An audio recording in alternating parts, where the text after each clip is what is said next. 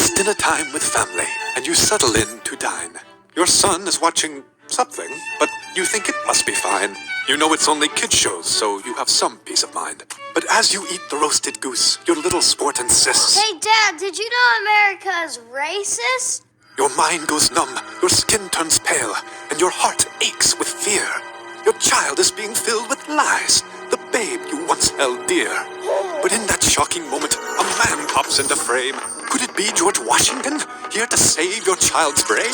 He snatched the screen and changed the thing to something that is true. It's an app with shows for kids. They call it PragerU.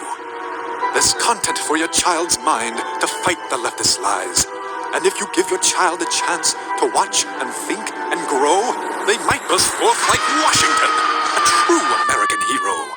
Think better, live better.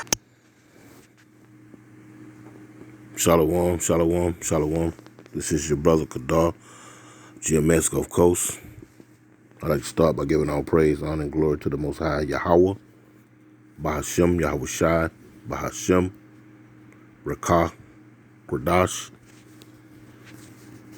Double honors are given unto the apostle elders of Great Millstone, men who have labored and suffered in this truth for over 30 plus years, making their lives and their bodies a living sacrifice. I also like to send a shalom to the hopeful elect, the speckled bird that's scattered throughout the four winds of planet Earth, north, south, east, and west, which consists of men, women, and children. I also like to send a shalom to the various GMS camps, elders and heads.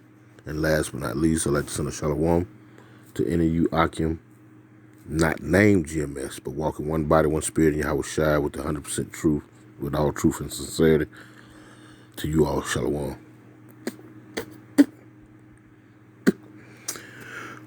Abaratazah, Lord willing, to be edifying and to the point. Real quick, critical race theory. Now, and I'm just touching on this because America, the powers that be,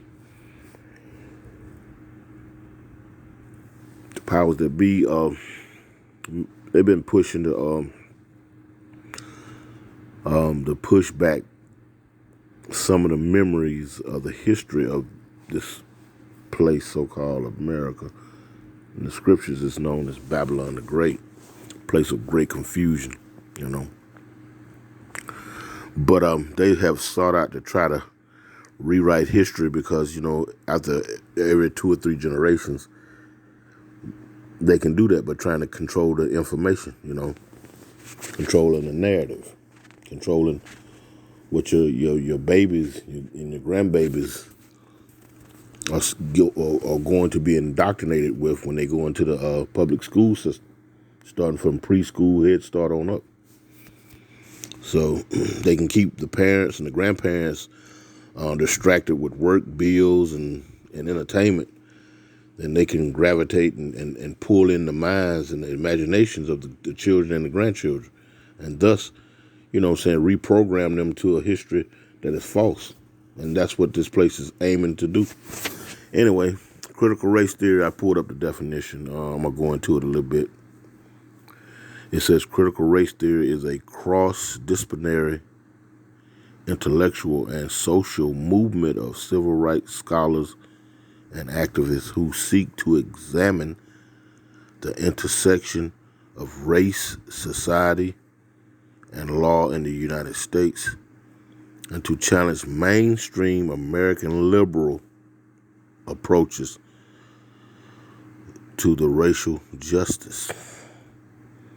So this is like it. So, you know, they arguing amongst themselves whether the history of America, some portions of the history of America should be removed. And for good cause, because see, what is the short definition of critical race theory? The men of the Lord out there on the highways and hedges bring forth this truth and preaching to the nations and to our people first and foremost about the coming of our Lord and Savior Yahweh Shai. And when he come back, there's going to be some payback, you know. And in doing so, they're waking up the elect by way of the message of Yahweh Bashem Yahushua, the elect of the nation of Israel waking up and giving homage to the Most High Yahweh Bashem Yahushua. So, and in doing so, they know who they are, and in hindsight, on the flip side of that coin, they know who the nations are, especially the nation of Edom, so-called white people, Esau. They're not falling, they're not continuing in the lies of being named blacks and Latinos, Native Americans, the bywords and the proverbs and the bywords. They're waking up to their true nationality. And in doing so, if you find out who you are, then you have to know who they are. And in knowing who they are, then you have to acknowledge the history of these people, by checking their track record. It's out there to be checked out. But now you're giving credence to it. You're filtering it by way of the scriptures, who these people truly are, contrary to what they indoctrinate you to believe who they are. Anyway, people ask, what is the short-term definition? No, what is the short definition of critical race theory? It says critical race theory is an academic concept that is more than 40 years old. So I didn't even know that. This is damn near old as I am, It says the core idea is that race is a social construct, and that racism is not merely the product of individual bias or prejudice, but also something embedded in legal system and politics. And that's true. How you live, how you work, how you play, how you worship, all of that is embedded in the society that controls you, and how they get you to view your R&R time, your worship time, your work time, your love time, loving one another. They control all of that, and it's all behind a bias and a racist content.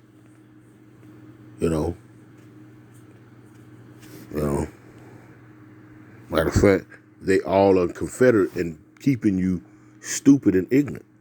Now, I'm gonna come out of this real quick. Let me go to the scripture. Let me go to this is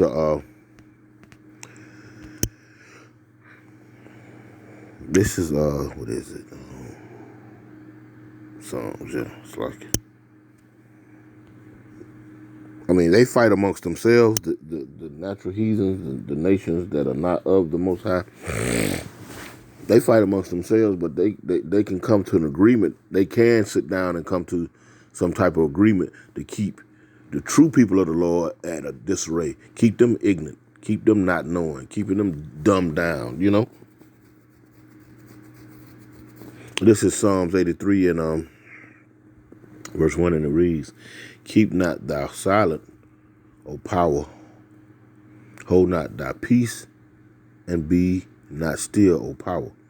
For lo, thy enemies," with an S, enemies, "make a tumult, and they that hate thee have lifted up the head." Verse 3, "They have taken crafty counsel against thy people." And who is thy people? The Israelites, you so-called blacks, Latinos, Native Americans. "And consulted against thy hidden ones," you so-called blacks, Latinos, Native Americans, which make up the 12 tribes of the nation of Israel.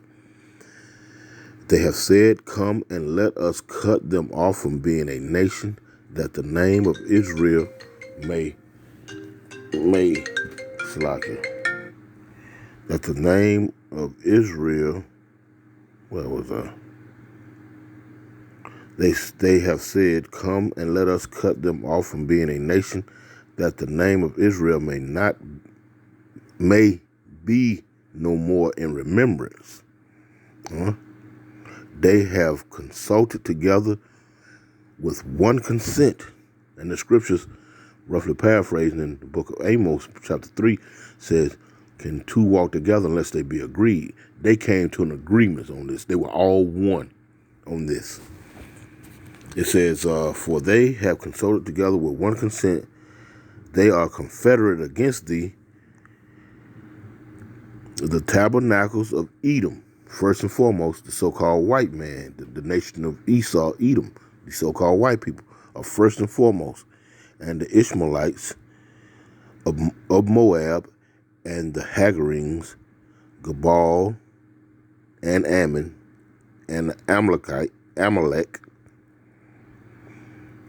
the Philistines, with the inhabitants of Tyre. Now you got Esau, you got so-called white man, you got so-called Arabs, Chinese, and the Koreans, the Africans, Japanese, you know what I'm saying, and Amalek, which is the top tribe of Esau Edom, which is a grandson of Esau Edom. You got all these people in conjunction and coherence, or rather, in cahoots, Salakia. They keep you dumbed down.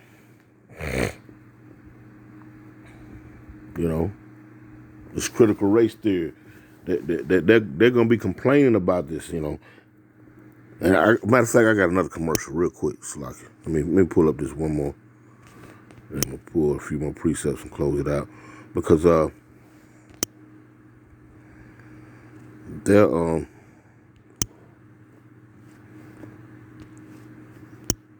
let's see if I can get it real quick. Oh, Slocky. It's raining today. Take a break. Get caught up on some of the Lord's work.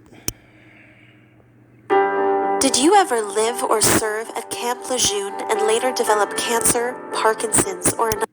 Because that benefits capitalists, mainly, and racists, and particularly people that are both of those things. And again, you aid that nonsense. You fuck Hamilton, all right? It's dinner time with family.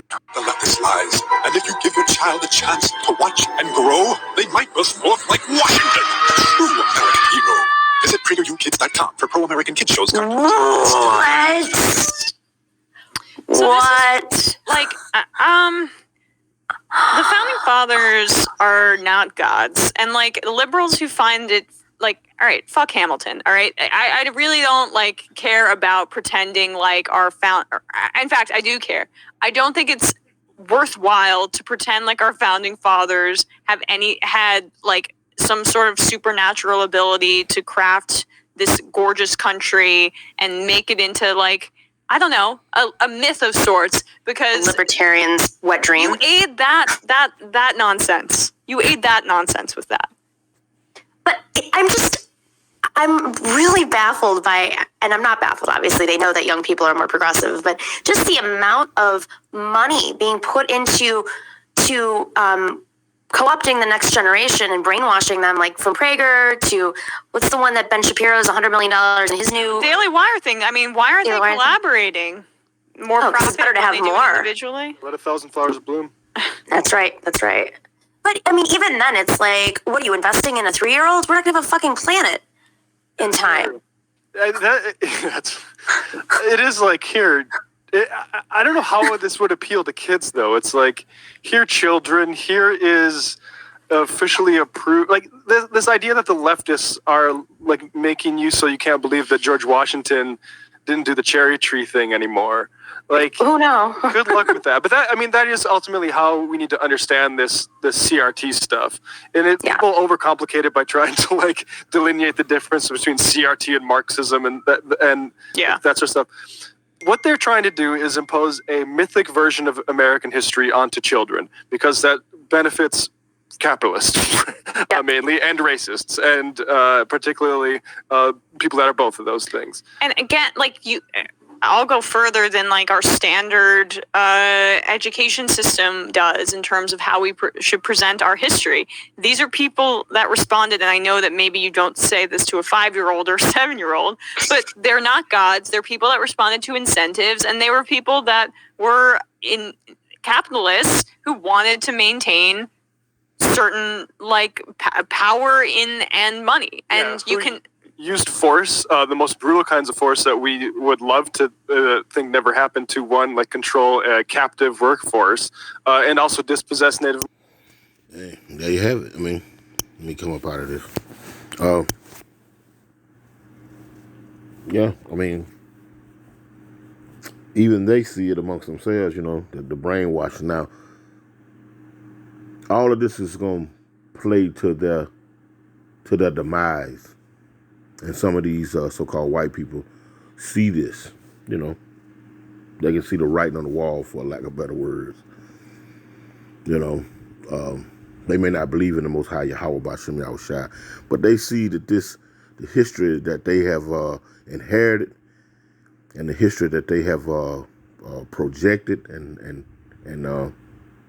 what's the word I'm looking for? Perpetuated unto this very day. You know, it can't go on forever. When you look at different empires and powers from ancient world to today, they all have failed. They come to an end to some degree or another. You know, they all fail. And what makes this place any different? You know, if you're thinking realistically, you know, if you're a so-called white person, if you're thinking realistically, what makes this place any different? This place not going to go on forever.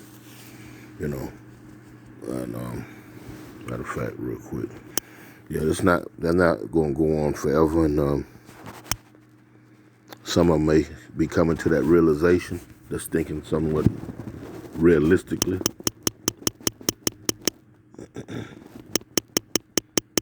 And so they're complaining about different things, you know. They're even coming out and saying that, you know, that they're trying to mentally jack over the children. It's not so much that they give a damn about our children, but their children, you know. This is Psalms 49 and 11, and it reads, "Their inward thought is that their houses shall continue forever, and their dwelling place to all generations. They call their lands after their own names." Yep. It says, "Nevertheless, man being in honor abideth not. He is like the beasts that perish." These people, ultimately, you know, they're going to have to pay. They're going to have to pay for what their forefathers did. Now, real quick, I want to do a little read on, what is his name? George Washington, because, see, in that commercial, they you know, George Washington came and saved the day, and, you know, because the little boy, the Edomite boy, was sitting up there reading some shit at dinner time, and it said on the internet, and mind you, you see he was on the internet. So all of this, his track record is out there, even for his own people to be able to fact check. I mean, they don't need to fact check it, because at the dinner table they speak of these things. They keep these things going. They perpetuate. They further push the hatred of the Israelites generation after generation. You know, at their dinner tables, at their family reunions, at their think tanks, you know, and their colleges and their places of higher learning and whatnot. They perpetuate these things.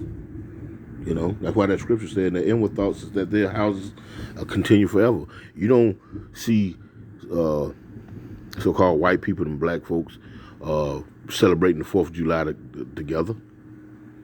You know, you don't see them coming over for family weekend dinners to the so-called white folks' houses and whatnot. They keep all that separate. You go to work with these people, and then once you leave them, you know, y'all, that's where y'all work. Y'all world begins and ends at work. Something that they have to tolerate when they're dealing with the tribes. They have to have a workforce to keep their society afloat. But other than that, they, you know what I'm saying, what they do it secretly in their homes. And what they do is secretly perpetuate, secretly keep the system going. They do it within their homes and whatnot. Then when they get caught up in something, you know, out here in the public domain, they'll vehemently deny it or act ignorant to the fact, you know. Play like they did, you know, they don't. I don't know what you're talking about, you know. Anyway.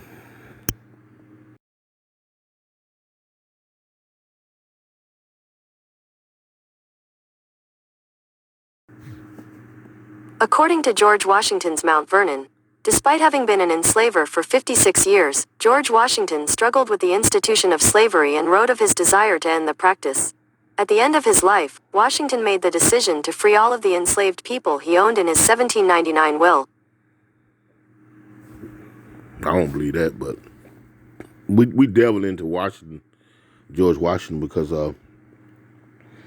in that commercial you see that he was supposedly been one of the founding fathers to come in there and redirect the mind of that young Edomite boy.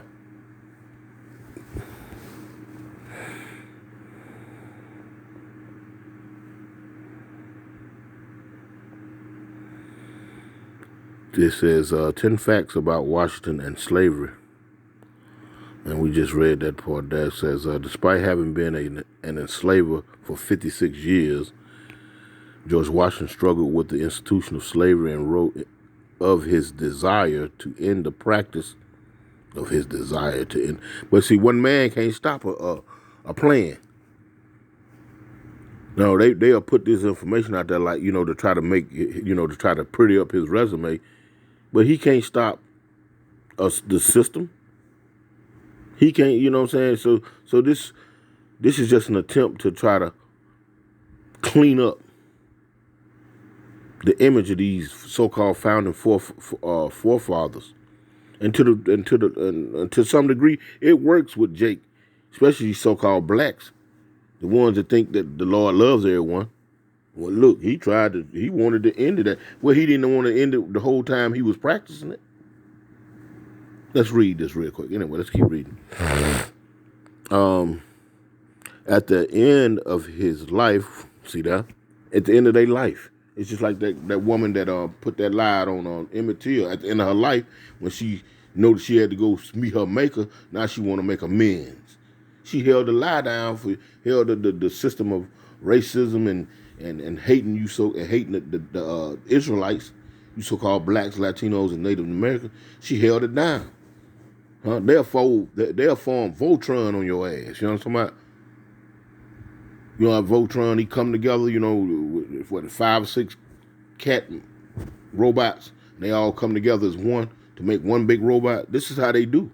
They'll form Voltron on your ass. And then at the end, when they see the light at the tunnel, for lack of better words, now they want to come out and try to make amends and this and that. But the whole time, when it's all benefiting them and it's all good for them and that youth, to my when they don't want to have no responsibility to their actions, they ain't trying to change nothing. And they be these very little simple justice at the end of their lives that are convinced. 2/3 of our people that there's some good in these people, man. Just straight madness. Anyway, at the end of his life, Washington made the decision to free all the enslaved people he owned in his 1799 will.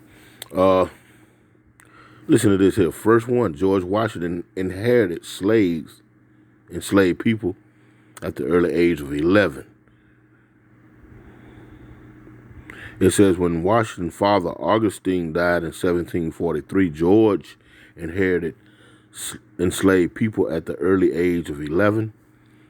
In his will, Augustine left his son the 280-acre family farm near Fredericksburg, Virginia. In addition, Washington was willed 10 enslaved people. As a young adult, Washington purchased at least 8 more enslaved people, including a carpenter named Kit. Washington purchased more enslaved people in 1755, including 4 men, 2 women, and a child. Now, if your end result is that you want to end the practice of slavery, why are you buying? You see, that's conflict. That's conflict of interest right there.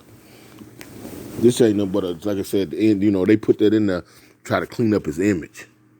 And there was the very character that came in that commercial and took the tablet from that little young Edomite boy and then switched it over to the founding fathers and trying to get it away from that racist facts of this place, Anyway, at the time, Washington At the time of George Washington's death, the Mount Vernon enslaved population consisted of 317 people. And you have to always be weird of numbers when Esau put numbers out there. You know, you always have to be, take that with a grain of salt. It says of the 317 enslaved people living at Mount Vernon in 1799, a little less than half, 123 people, were owned by George Washington himself. But he wanted to end the practice, but he gathered to himself more and more slaves and whatnot. And this man was brutal too, with his rotten wooden teeth having ass. You know what I'm talking about? He was real brutal.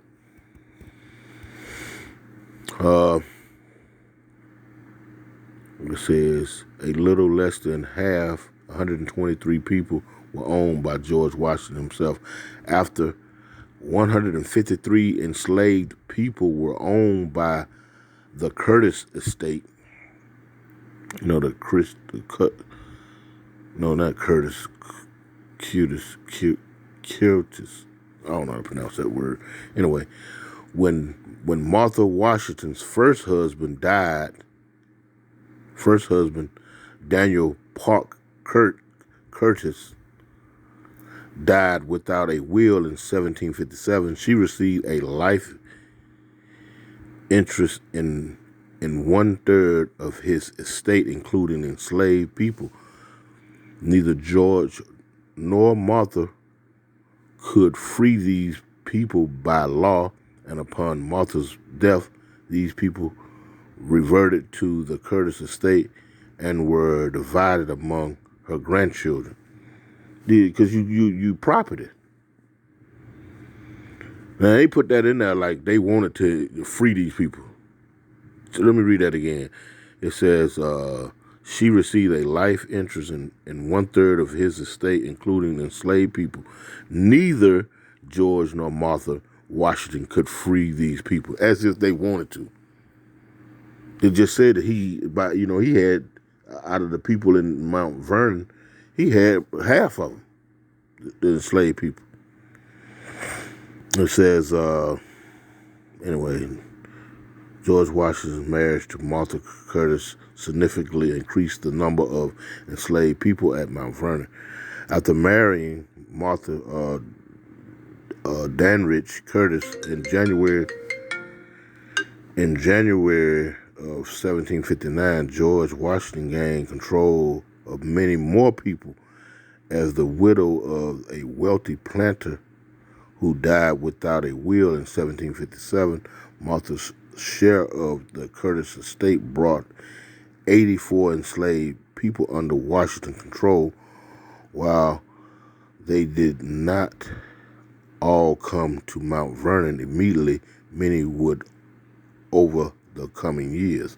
Now, if his whole thing at the end of his life, if he felt like, if that was a thought that was a continuing thought in his mindset throughout his life, why was he instead of adding to his stock of enslaved people? And you notice they saying enslaved people. They're not trying to put the blacks, whatnot. They're just saying enslaved people, But now, if he, in the end, was wanting to end slavery, why would he take on more slaves? No, I don't want to take on. It's just like I said at the beginning, ain't no one man can stop an institution. And truth be told, he wasn't about that. It just, Let's go to the fourth one. I'm gonna read this and I'm gonna get out and do a few precepts. It says the threat of physical and psychological violence underpinned slavery. Enslavers administered punishment to control their workforce. In his later years, George Washington believed that harsh and indiscriminate punishment could backfire and urge overseers to motivate workers with encouragement and rewards. Let me read that again. In his later years, George Washington believed that harsh and indiscriminate punishment could backfire and urged overseers to motivate workers with encouragement and rewards. But this is the same man that took the teeth of his slave, his and put them in his mouth. You follow what I'm saying? So it don't add up. Still, he approved of correction. When those methods fail, Mount Vernon's enslaved people endured a range of punishment depending on the alleged offense. But now at the same time, he approved. See, this ain't adding up. See, this is contradictory to him wanting to free folks. He had a problem with them punishing folks, but at the same time, he was down with the punishment. That don't make any sense. Anyway, in 1793, farm manager Anthony Whittington accused Charlotte, an enslaved seamstress, of being imprudent by arguing with him and refusing to work. As punishment, he whipped her with a hickory switch, a reprisal Washington deemed very proper. See that? And that's why our grandparents and whatnot get that from, getting them switches. Go out there and get the switch, you know what I'm talking about? That's where they get that from, because their parents, our grandparents, their parents, which are great-great-grandparents, they were whipped by these folks with switches and whatnot. I mean, it makes logical sense, at least I think. Anyway, as punishment, he whipped her with a hickory switch, a reprisal Washington deemed very proper. Charlotte's response, that she had not been whipped for 14 years, suggests that physical punishment was sporadic, but not unheard of at Mount Vernon.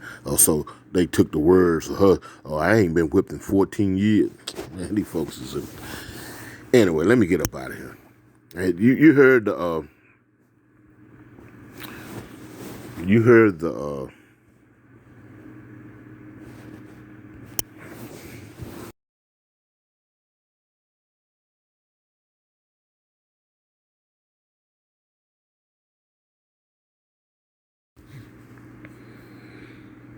Now you heard those journalists or those commentators that are speaking about how the leftists or the liberals was trying to hijack the minds of the children and whatnot. They see what's coming down the pipe. Where is it? Here it is right here. This is Ecclesiastes, a.k.a. Sirach, chapter 41 and verse 7, and it reads, "The children will complain of an ungodly father because they shall be reproached for his sake." And that's so very true. Matter of fact, let's go to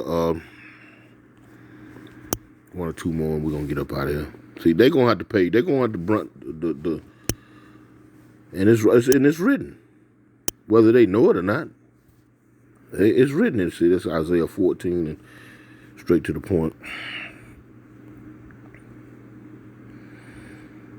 This is Isaiah 14 and 21, and it reads, "Prepare slaughter for his children for the iniquities of their fathers, that they do not rise, nor possess the land, nor fill the face of the world with cities." That time is coming to an end. And it's at an end, with this economy collapsing. You know what I'm saying? They beefing and booting up and fighting words amongst one another here in this country, across the world. So-called white people are booting up at one another. All the little slick and undermined little things that they've been doing for the past 100 years, it's all making its way to the surface. With the dismantling of the Nazi regime back in the late 40s, secretly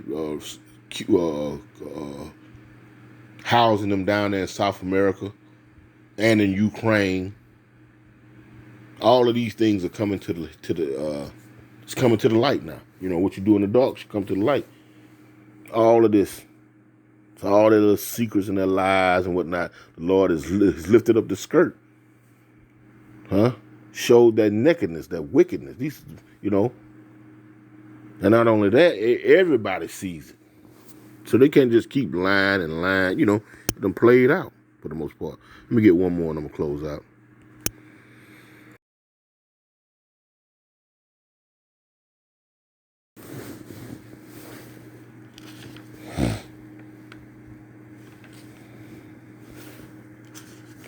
Let's see, real quick.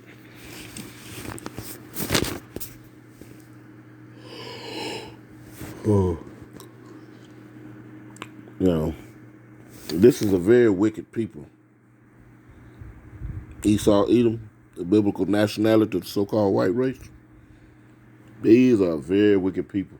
And now their children are starting to complain, They're booting up, the U.S. government is having problems. They're starting to fracture, They keeping quiet to the best of to the best of their ability. They're trying to keep it all under wraps.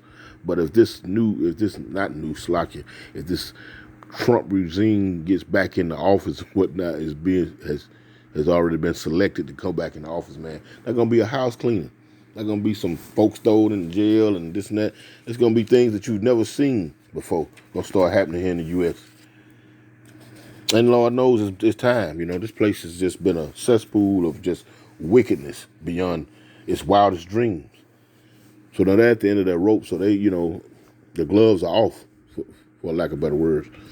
But let me read this real quick. I'm going to close out. This is Ecclesiastes 14 and verse, I'm going to start at verse 5 real quick. It says, "He that is evil to himself, to whom will he be good? He shall not take pleasure in his works. There is none worse than he that envieth himself, and this is a recompense of his wickedness." It's a payback. It's a payback. Anything that you do in your lifetime, in this lifetime or the next, you're gonna have to pay for that, whether you believe that or not. Thus said the scripture. Thus said the Lord. It says, "There is none worse than he that envieth himself, and this is a recompense of his wickedness." It says, I read that. "And if he doeth good, he doeth it unwillingly." So, in the end of George Washington's life, he wants to reprimand or abolish slavery, like he was some type of abolitionist, which he wasn't. You know what I'm saying? That's just them trying to rewrite history, trying to clean up, critical race theory. You follow what I'm saying? Because they don't want all of their trash to be put out on Front Street. But they're going to have to close down the internet. They're going to have to close down the unicorn in order for that to happen. And they're about to do that sooner than later. You can just about feel it, because everybody's on to their little schemes. And if he do it good, he do it unwillingly. And at the last, he will declare his wickedness. And like I said, Trump and them saying if they get power again, man, it's going to be a house cleaning. They throwing folks in jail. And it's talking about the fight amongst their own house. The Egyptian fighting the Egyptian. It's like the Lord said. And how can that house stand?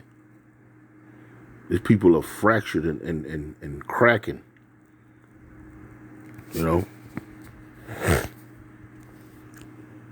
It says, verse 8, "The envious man had a wicked eye. He turneth away his face and despiseth men." I'm going to read this last one. A covetous man's eye is not sufficient with his portion. And that's proof, of who this man is. He's not sufficient with anything that he got. These folks, this year, they claim that they got over 200 years worth of reserves of natural oil and gas over here. But you all over the world, from Venezuela all the way to Ukraine and whatnot, harassing folks about their natural resources. You're not sufficient with his own portion. You know what I'm talking about? He wants everything to himself. It says, a covetous man's eye is not sufficient with his portion, and the iniquity of the wicked drieth up his soul. And ultimately, man, listen, all the things that they've done, like I said, it's coming to the forefront. Even their commercials are telling on them, and that's them funding that. What they call the left or the liberals, and then you have the conservatives. You know what I'm saying? They fighting this. It's funny to sit there and watch them fight amongst themselves when you know what you're looking at. You understand? And all praise, honor, and glory to the Most High Yahweh Bashem Yahushai for giving us that understanding to understand what we're looking at. Lord willing, Abaratazah, we are of the 1/3 of the nation of Israel. You understand? Because 2/3 of our people see that and can't make tails and ends of it. Anyway, I want to give all praise, honor, and glory to the Most High Yahweh Bashem Yahushai. Double honors to the apostle elders of Great Millstone. Abaratazah, Lord willing, it was edifying. Shalom.